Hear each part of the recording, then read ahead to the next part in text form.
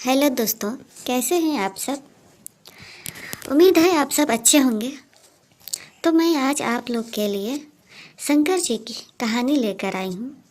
अगर आप लोग सच्चे मन से शिव जी के भक्त और पूजा अर्चना करते हैं तो आपको ये कहानी ज़रूर सुननी चाहिए। तो चलिए मैं शुरू करती हूँ।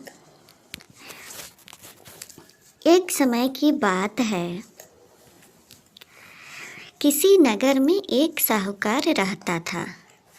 उसके घर में धन की कोई कमी नहीं थी, लेकिन उसकी कोई संतान नहीं थी। इस कारण वह बहुत दुखी था।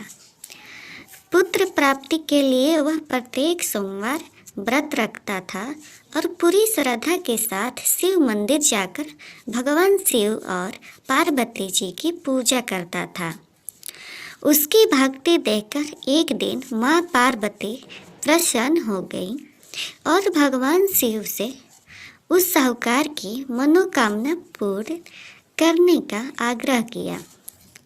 पार्वती जी की इच्छा सुनकर भगवान शिव ने कहा कि हे पार्वती, इस संसार में हर प्राणी को उसके कर्मों का फल मिलता है और जिसके भाग में जो हो उसे भोगना ही पड़ता है।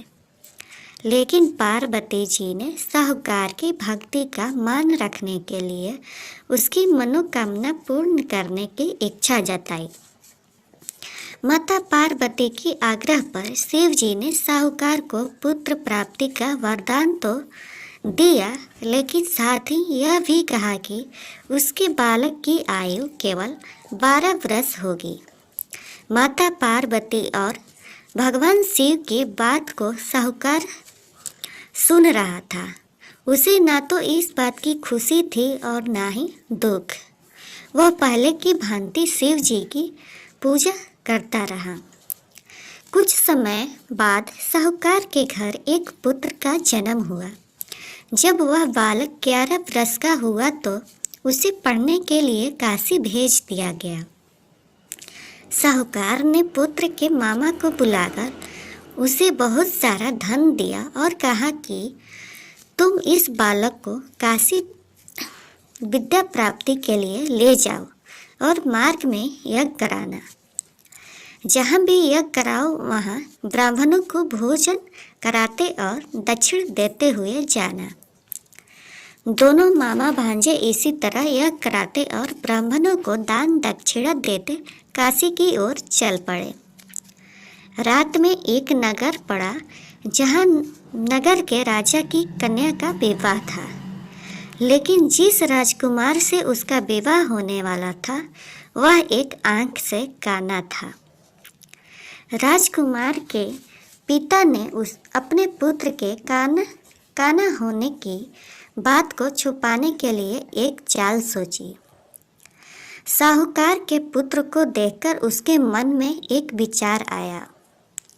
उसने सोचा क्यों न इस लड़की को दुल्हा बनाकर राजकुमारी से विवाह करा दूं।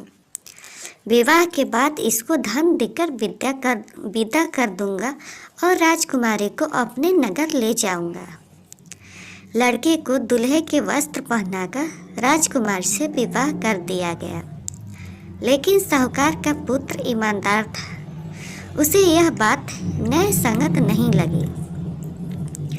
उसने अवसर पाकर राजकुमारी की चुन्नी के पल्ले पर लिखा कि तुम्हारा विवाह तो मेरे साथ हुआ है, लेकिन जिस राजकुमार के संग तुम्हें भेजा जाएगा वह एक आंख से काना है। मैं तो काशी पढ़ने जा रहा हूँ। जब राजकुमारी ने चुन्नी पर लिखी बातें पढ़ी तो उसने अपने माता पिता को यह बात बताई। राजा ने अपनी पुत्री को विदा नहीं किया, जिसे बारात वापस चली गई। दूसरी ओर साहूकार का लड़का और उसका मामा काशी पहुँचे और वहाँ जाकर उन्होंने यज्ञ किया। जिस दिन लड़के की आयु 12 साल की हुई उसी दिन यज्ञ रखा गया। लड़के ने अपने मामा से कहा कि मेरी तबीयत कुछ ठीक नहीं है। मामा ने कहा कि तुम अंदर जाकर सो जाओ। शिव जी के वरदान अनुसार कुछ ही देर में उस बालक के प्राण निकाल गए। मृत भांजे को देख उसके मामा ने विलाप शुरू किया। संयोगवश उसी समय शिव जी और माता पार्वती उधर से जा रहे थे। पार्वती ने भगवान से कहा, स्वामी, मुझे इसके रोने के स्वर सहन नहीं हो रहा, अब इस व्यक्ति के कष्ट को अवश्य दूर करें। जब शिव जी मृत बालक के समीप गए तो वह बोले कि यह उसी साहूकार का पुत्र है जिसे मैंने 12 वर्ष की आयु का वरदान दिया। अब इसकी आयु पूरी हो चुकी है। लेकिन मातृ भाव से विभोर माता पार्वती ने कहा कि हे महादेव, अब इस बालक को और आयु देने की कृपा करें, अन्यथा इसके वियोग में इसके माता पिता भी तड़प तड़प कर मर जाएंगे।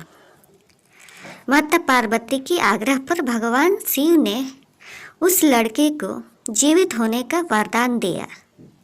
शिव जी की कृपा से वह लड़का जीवित हो गया।